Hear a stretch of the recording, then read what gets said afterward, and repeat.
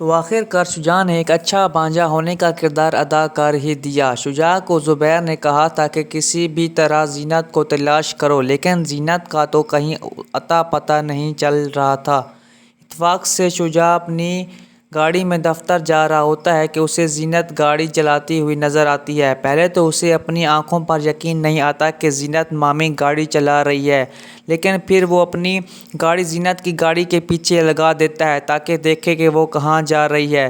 زینت ایک شاندار سے گھر کے آگے گاڑی روکتی ہے، دروازہ کھولتی ہے اور اندر چلی جاتی ہے۔ شجاع سمجھ جاتا ہے کہ زینت مامی یہی رہتی ہے۔ آگے سے زینت مامی کی دونوں بیٹیاں بھی ان کا استقبال کرتی ہیں۔ یہ دیکھ کر شجاع دل ہی دل میں مطمئن ہوتا ہے اور سوچتا ہے کہ کیا میں اندر جا کر سب کچھ بتا دوں یا صرف زبیر ماموں کو ہی سب کچھ بتاؤں۔ آخر کار وہ ہمت کرتا ہے اور اندر جا کر زینت سے بات کرنے کی کوشش کرتا ہے۔ جب زینت شجاع کو دیکھتی ہے تو وہ چونک جاتی ہے، کیونکہ وہ جانتی ہے کہ ان سب کو زینت پسند نہیں تھی۔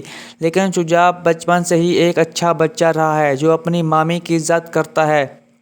شجاع کہتا ہے، مامی مجھے معلوم ہے آپ مجھ سے بات نہیں کرنا چاہتی، لیکن آج کی بات بہت ضروری ہے۔ زینت جواب دیتی ہے، دیکھو بیٹا تم یہاں آ گئے ہو، لیکن اس بارے میں کسی کو مت بتانا۔ شجاع کہتا ہے، مامی یہ میری مجبوری ہے، مجھے ماموں کو بتانا پڑے گا کہ آپ یہاں رہتی ہیں۔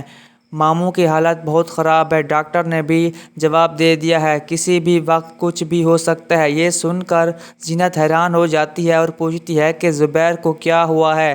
شجاع کہتا ہے کہ وہ بیمار لگتے ہیں، انہیں بخار ہے۔ شجاع جواب دیتا ہے، مامی بخار تو چھوٹی بات ہے، ان کی حالت بہت خراب ہے، ستارہ نے زہر دے کر گھر سے بھاگ گئی ہے جہانگیر کے ساتھ۔ جہانگیر نے بھی سدرا کو طلاق دے دی ہے۔ یہ سب کچھ سن کر زینت دم خود رہ جاتی ہے اور کہتی ہے کہ شجاع اتنا سب کچھ کیسے ہو گیا؟ ستارہ سے تو ماموں بہت محبت کرتے تھے۔ شجاع جواب دیتا ہے کہ وہ محبت نہیں کرتی تھی، صرف پیسوں کے لیے شادی کی تھی۔ شجاع زینت سے درخواست کرتا ہے کہ ایک بار واپس جائیں اور زبیر ماموں سے ملیں، ورنہ وہ ان سے ملے بغیر مر جائیں گے۔ زینت شجاع کی باتوں سے بہت متاثر ہو جاتی ہے اور وعدہ کرتی ہے کہ وہ ضرور واپس جا کر زبیر سے ملے گی تاکہ دیکھ سکے کہ وہ آج کس زینت سے بات کرنا چاہتے ہیں۔ دوسری طرف ستارہ نے فیصلہ کر لیا ہے کہ وہ بھائی جی کا بنگلہ چھوڑ کر بھاگ جائے گی، کیونکہ بھائی جی اسے غلط کاموں پر مجبور کرتا ہے اور بڑی بڑی حویلیوں میں بیچتا ہے۔ وہ تمام قیمتی چیزیں اور پیسے اپنے بیگ میں رکھ کر بھاگنے کی کوشش کرتی ہے، کیونکہ بھائی جی اس وقت گھر پر نہیں ہیں۔ لیکن ستارہ کو نہیں پتا کہ یہ سب ایک سازش ہے۔ بھائی جی نے اسے آزمانے کے لیے یہ جال بچھایا تھا۔ جیسے ہی وہ بھاگتی ہے اس کا پیر پھسلتا ہے اور وہ زمین پر گر جاتی ہے جہاں بھائی جی اور اس کے گنڈے کھڑے ہوتے ہیں۔ بھائی جی اس کے بالوں سے پکڑ کر کہتا ہے کہ کیا تم نے سمجھا تھا کہ میں تمہیں آسانی سے جانے دوں گا، اور کیا میں اتنا بے وقوف ہوں کہ تم پر آنکھیں باندھ کر کے اعتبار کر لوں گا؟ ستارہ ہاتھ جوڑ کر رحم کی اپیل کرتی ہے کہ اسے جانے دیا جائے، لیکن بھائی جی اس پر تشدد کرتا ہے اور دھمکی دیتا ہے کہ اگر وہ اس کے کہے پر نہیں چلی تو اسے پولیس کے حوالے کر دے گا۔ ستارہ ڈر جاتی ہے، اسے لگتا ہے کہ پولیس کا سامنا بھائی جی سے بہتر ہوگا۔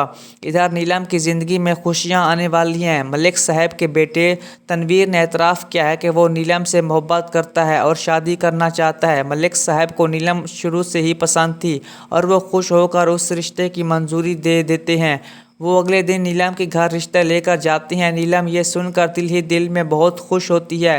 زینت بھی خوش ہے کہ اچھے لوگ رشتہ لے کر آتے ہیں، نہ کہ زبردستی کرتی ہیں۔ زینت نیلم کو بلا لیتی ہے اور جب پنکی نیلم کو کہتی ہے کہ اب آپ میری ٹیچر نہیں بلکہ میری چچی بننے والی ہیں تو وہ نیلم بھی مسکرا دیتی ہے۔